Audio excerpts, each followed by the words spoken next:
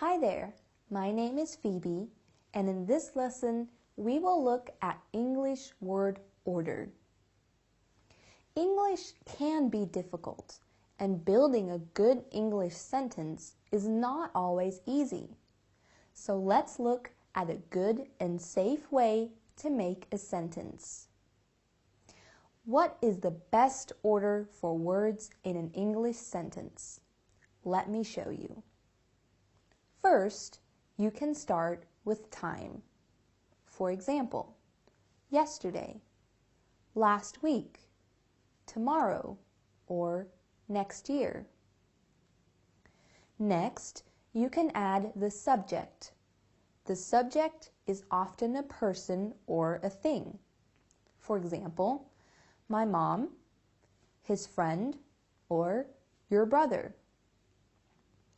After the subject, you add the verbs. In English, the verbs all go together.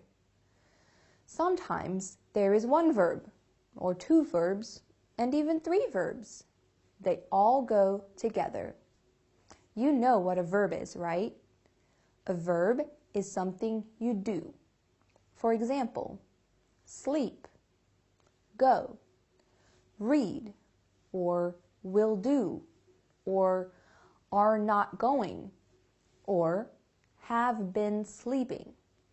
You put all these verbs together. After the verbs, you can add the object. The object can be other things or people. For example, a book, a dog, your sister, or a friend. These can be objects. The next and possibly last thing we add is the place. This can also be important. Where does it happen? At school? At home? At work? At the swimming pool? Finally, we can add time. Time can be at the beginning of the sentence or at the end.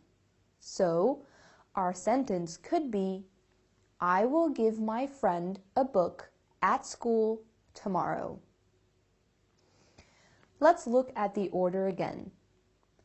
Time, subject, verbs, object, place. Or subject, verbs, object, place, time. Often we leave out parts of a sentence or add other parts, but you must always have a subject and a verb. Look at these sentences with just subjects and verbs. Dogs bark. Julia is crying. Sally was sleeping. There are a lot more things we can tell you about word order, but we will do that in another lesson.